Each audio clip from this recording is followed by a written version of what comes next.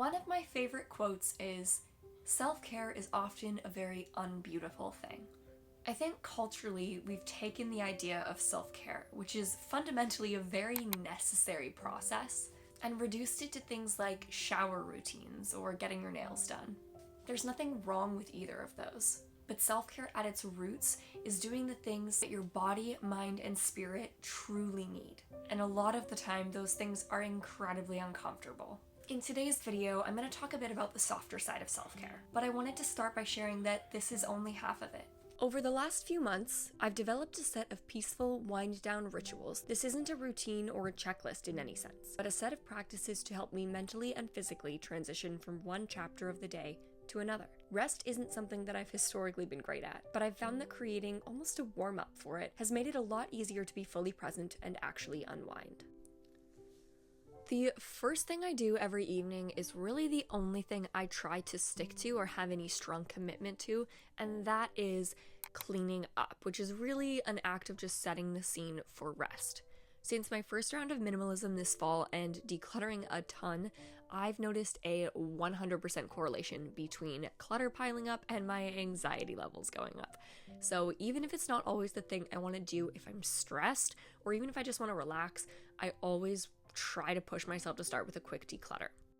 I'm not sure why, but I often find that evenings are the time that stress impacts me the most. I just feel all of the weight from the day. So if I am in maybe not so great of a headspace, to be honest, I will do the most minimal work I need in order to create a clear space. The goal is not to accomplish anything or check anything off the list, but to create an environment where I will actually be able to unwind for the day, and I just find that I can't calm my mind in cluttered spaces.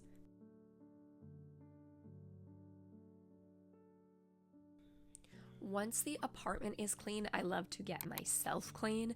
I genuinely think there is nothing like a hot shower to end off the day. I am definitely a night shower girly. I just find it to be such a great way to literally wash off the day. Sometimes self-care is budgeting and boundaries, but sometimes it really is just sitting in a hot shower, giving yourself a hair mask, and using some good skincare products.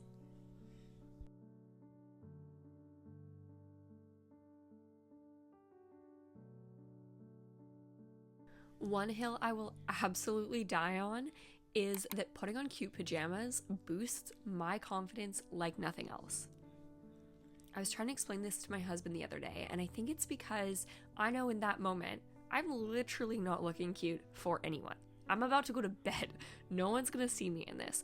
I'm dressing purely for myself in a time where I'm not expected to show up as anything or produce any kind of work, and feeling pulled together in those moments in something extremely comfortable just gives me such a little boost of serotonin. My next nightly ritual is less of a specific act and more of a principle I bring into this time, and that's really prioritizing atmosphere. I've always loved decorating my home and creating spaces that feel inviting and fun, but I've started paying special attention to the lighting, sound, and mood of the spaces that I'm in. I used to think this was something I could only change by spending lots of money at HomeSense and redecorating my apartment, but I really do think that you can alter atmosphere in small ways. One thing I've started doing is using different candles at different times of day. It's so fun to associate different smells with different moments. Tonight I am lighting one of my favorite candles from Mimi and August, which are literally the only scented candles I use. If you've been around for a while, you've probably heard me talk about how much I love them. They are non-toxic, ethically made, and they come in these cute little mugs that you can use to drink out of after a candle is burned. This video is not sponsored. I just think they're an incredible company, and I love seeing really creative sustainability practices. Anyways, I'm pretty obsessed.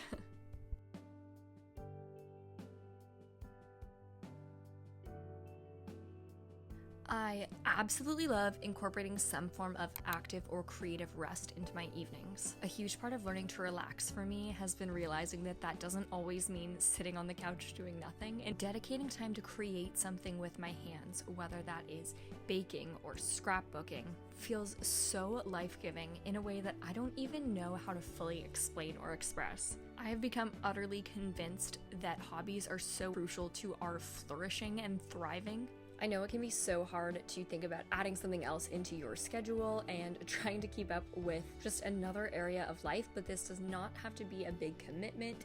It's just setting aside little bits of time throughout your week. Do something that genuinely feels fun for you with no expectation, pressure, or need for a certain outcome.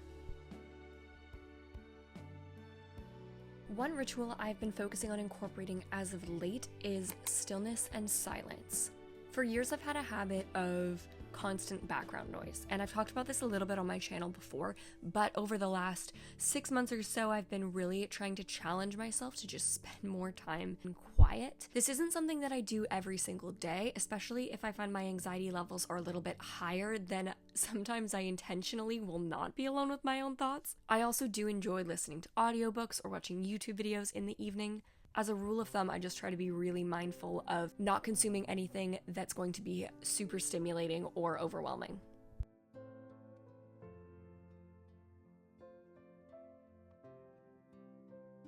Last but not least, the final peaceful wind down ritual is getting to bed as early as you can. Getting quality sleep, and lots of it, is incredibly important for your health, productivity, relationships, and quality of life.